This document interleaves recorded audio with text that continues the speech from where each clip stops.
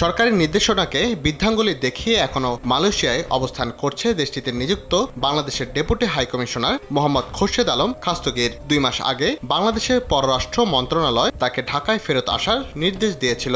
তবে সবাইকে অবাক করে দিয়ে এখনো মালয়েশিয়া হাইকমিশনে থাকতে লবিং চালিয়ে যাচ্ছেন তিনি।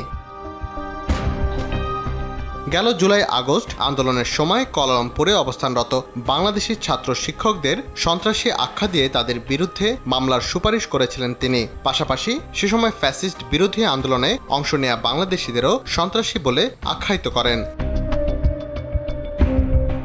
হাইকমিশনের অভ্যন্তরেও দুর্নীতির বিশাল সাম্রাজ্য গড়ে তোলেন তিনি। তার যোগসাজশে আর্থিক সুবিধার বিনিময়ে পাসপোর্ট, এনআইডি সংক্রান্ত সেবা প্রদানের কাজ বেআইনিভাবে তৃতীয় পক্ষকে পায়ে দিত কিছু অসাধু কর্মকর্তা। পাশাপাশি মালয়েশিয়ায় এমআরপি পাসপোর্ট বন্ধের চেষ্টাও করেছেন তিনি।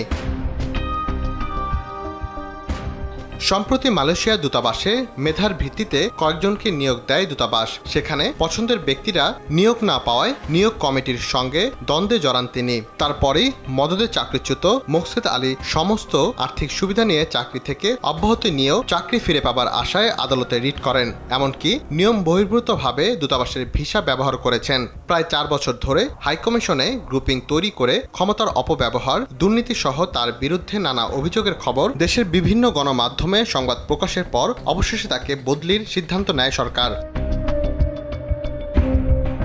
এদিকে বাংলাদেশিদের জন্য মালয়েশিয়ার শ্রমবাজার চালুর অংশ হিসেবে মঙ্গলবার মালয়েশিয়া সফরে এসেছেন প্রবাসী কল্যাণ ও বৈদেশিক কর্মসংস্থান মন্ত্রণালয়ের উপদেষ্টা ডক্টর আসিফ নজরুল। তিনি বৃহস্পতিবার সকাল 10:30টার দিকে মানব সম্পদ মন্ত্রী এবং দুপুর 2:30টায় স্বরাষ্ট্র মন্ত্রীর সঙ্গে মিটিং করবেন। এছাড়া মালয়েশিয়া বিমানবন্দরে গণমাধ্যম কর্মীদের এক প্রশ্নের জবাবে বলেন, এভাবে আলোচনা যেন হয় বাংলাদেশের পক্ষে।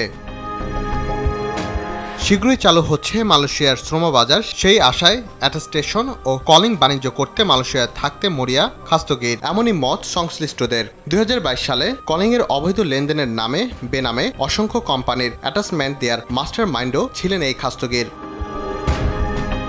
তবে অভিযোগের সত্যতা যাচাইয়ে মালয়েশিয়ায় নিযুক্ত বাংলাদেশের ডেপুটি হাইকমিশনার মোহাম্মদ খোরশেদ আলম খাস্তগীরের সাথে কয়েকবার যোগাযোগের চেষ্টা করা হলেও সম্ভব হয়নি। রাকিব হাসান, RTV।